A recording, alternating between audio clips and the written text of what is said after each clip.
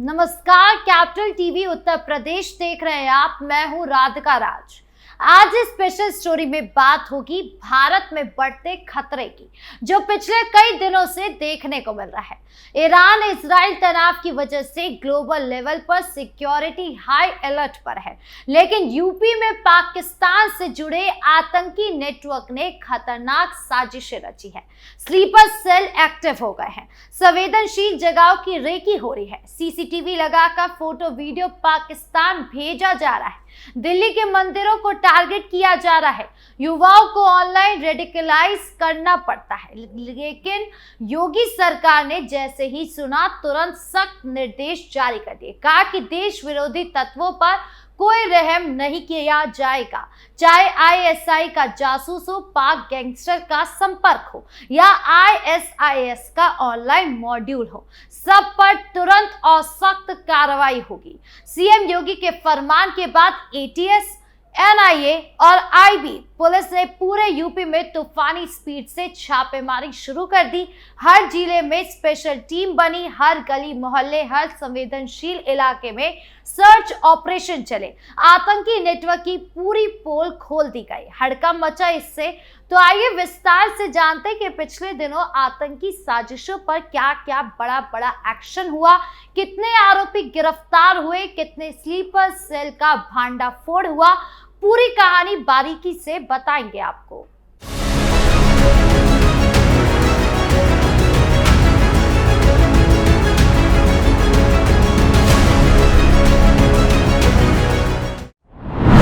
गाजियाबाद के खोड़ा में sleeper cell का भांडाफोड़। सबसे पहले बात गाजियाबाद की, जहां पाकिस्तान की आईएसआई से जुड़ा खतरनाक स्लीपर सेल एक्टिव था।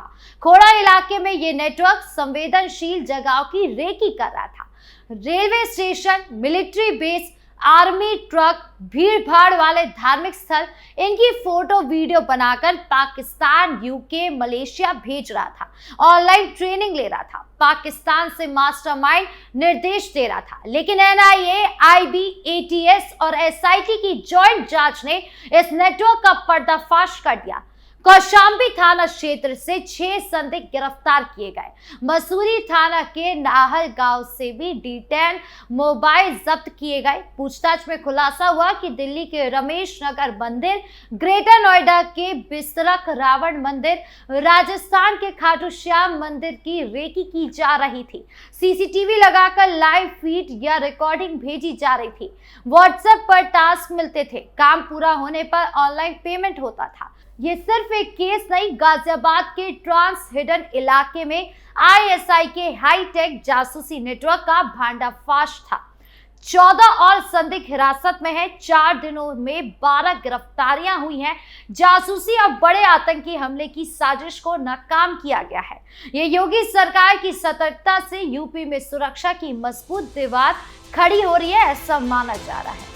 कौशाम्बी पुलिस ने 14 मार्च को 6 संदिग्धों को दबोचा, रिमांड पर लिया। IB, UP, ATS, Delhi special cell मिलकर पूछताछ कर रही है। मोबाइल से data recover, bank account check. पता चला कि प्राइम लोकेशन पर सीसीटीवी लगाए गए थे। फोटो वीडियो पाकिस्तानी नंबरों पर भेजे जाते थे। मास्टरमाइंड पाकिस्तान में बैठा निर्देश दे रहा था। बड़े शहरों में दिल्ली जैसा धमाका प्लान था, लेकिन समय रहते पकड़ लिया गया। ये नेटवर्क सिर्फ यूपी तक नहीं, पूरे देश में फैला था। जांच में और खुलासे हो रहे हैं। प्रशासन ने साफ कहा है कि कोई भी देश विरोधी तत्व बख्शा नहीं जाएगा। मेरठ हापुड़ में पाक आतंकी शहजाद गिरफ्तार। अब बात मेरठ और हापुड़ की, जहां पाकिस्तान के आतंकी और आईएसआई के लिए काम करने वाले गैंगस्टर शहजाद भट्टी के संपर्क में मामा भांजा पकड़े गए। हापुड़ के धौलाना के अजीम राणा और मेरठ के जेई गांव के आजाद अली पिछले 6 महीनों से शहजाद भट्टी से जुड़े थे। दिल्ली के सनातन धर्म मंदिर की रेकी की वीडियो बनाकर पाकिस्तान भेजा। नोएडा और दिल्ली के अन्य जगहों पर भी जानकारी साझा की। पुलिस को आशंका है कि दिल्ली के मंदिरों को टारगेट करने की साजिश थी। शहजाद भट्टी ने अजीम को पंजाब जाकर पार्सल डिलीवर करने का टास्क दिया था, लेकिन वो नहीं गया। अंबाला में आरडीएक्स जुटाया गया था। इसी तरह के काम के लिए युवकों को लालच दिया जाता था। एटीएस और आईबी की पूछताछ में वीडियो कॉल रिकॉर्डिंग मिली। लॉरेंस बिश्नोई गैंग का जिक्र हुआ, लेकिन शहजाद जैसे लोग सिर्फ इस्तेमाल करते हैं। ये खुलासा यूपी में पाकिस्तान से जुड़े आतंकी नेटवर्क की गहराई दिखाता है। योगी सरकार की जीरो टॉलरेंस से ऐसे तत्व बेनकाब हो रहे हैं। अजीम राणा को देश विरोधी गतिविधियों में शामिल होने पर उठाया गया, फिर उसके भांजे आजाद अली को दबोचा। दोनों के खिलाफ मुकदमा दर्ज हुआ। मोबाइल से संदिग्ध सूचनाएं पाकिस्तान भेजने की पुष्टि हुई। कुछ डाटा डिलीट किया गया था, लेकिन फॉरेंसिक से रिकवर हो गया। हापुड़ एसपी ज्ञानजय सिंह ने कहा कि जांच जारी है। शहजाद भट्टी आईएसआई के लिए काम करता है। भारत में कई आतंकी हमलों में भूमिका। अजीम और आजाद ने व्हाट्सएप पर मैसेज किए, लेकिन अब कानून के कटघरे में है। ये गिरफ्तारी दिल्ली को दहलाने की साजिश नाकाम करने का प्रमाण है।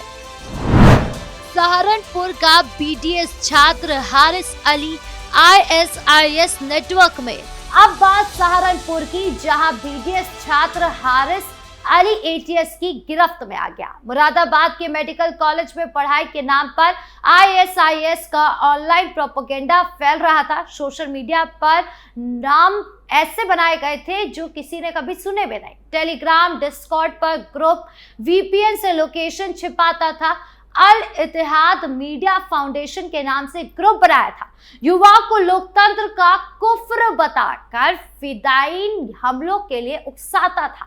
पाकिस्तान, अफगानिस्तान, मध्य पूर्व के आईएसआईएस हैंडलर से कनेक्शन थे। ऑनलाइन चैट से निर्देश लेता था, प्रचार सामग्री डिस्ट्रीब्यूट करता था। एटीएस ने लंबी निगरानी के बाद हॉस्टल से गिरफ्तार किया। Mobile, laptop, SIM, pen drive जब्त किए। फॉरेंसिक में हजारों फाइलें बरामद की गई। परिवार शिक्षित किया, पिता टेक्नीशियन, भाई बहन डॉक्टर, लेकिन हारिस आईएसआईएस मॉड्यूल में फंस गया। गिरफ्तारी के बाद परिवार घर छोड़कर चला गया। ये मामला यूपी में ऑनलाइन रेडिकलाइजेशन का बड़ा खतरा दिखाता है। हारिस अली सहारनपुर के मानक मऊ का रहने वाला है। मुरादाबाद में पढ़ाई करता था। एटीएस की गोपनीय सूचना पर छापेमारी हुई। आईएसआईएस प्रोपेगेंडा फैलाने का खुलासा हुआ। अंतर्राष्ट्रीय कनेक्शन निकला। परिवार की कोठी शानदार निकली, लेकिन अब ताला लग गया है। पुलिस परिवार की तलाशी कर रही है ताकि ये गिरफ्तारी युवाओं को कट्टरपन से बचाने की मिसाल बन जाए। अजमेर ऑटो ड्राइवर अली अकबर का आतंकी नेटवर्क। अब बात राजस्थान की, लेकिन यूपी से सीधे जुड़ी है, जो सबसे खतरनाक और चौंकाने वाली खबर है। अजमेर का साधारण सा ऑटो ड्राइवर अली अकबर और बाबू, जो कभी रेलवे स्टेशन पार्किंग में काम करता था, बाद में ऑटो चलाने लगा। वो निकला एक बड़े अंतरराष्ट्रीय आतंकी नेटवर्क का मास्टरमाइंड। हरियाणा के अंबाला एसटीएफ ने उसे और उसके साथियों को अब दबोच लिया है। पाकिस्तान में बैठे आतंकी शहजाद भट्टी से 1.5 साल से सिग्नल ऐप पर संपर्क था। सोशल मीडिया के जरिए लॉरेंस बिश्नोई गैंग के पंजाब नेटवर्क से जुड़ाव था। राजस्थान, दिल्ली और खास तौर पर उत्तर प्रदेश में स्लीपर सेल तैयार करने का टास्क था। युवाओं को 50,000 रुपए का लालच देकर बरगलाया जाता था। होटल, गेस्ट हाउस में संदिग्धों को ठहराने की व्यवस्था थी और सबसे बड़ा खुलासा, उनके कब्जे से 1 किलो 975 ग्राम आरडीएक्स जब्त किए गए। आईआईडी डेटोनेटर, बैटरी और अन्य विस्फोटक सामग्री भी बरामद किए गए। ये RDX पाकिस्तान से ड्रोन के जरिए अमृतसर पहुंचाया गया था। हनुमानगढ़ में ब्लास्ट की साजिश रची जा रही थी, लेकिन समय रहते पंजाब पुलिस के इनपुट पर अंबाला STF ने कार्रवाई की। अली अकबर के साथ मेरठ का अनस और अंबाला के जगवीर गिरफ्तार हुए। 14 आरोपी पंजाब से पकड़ा गया।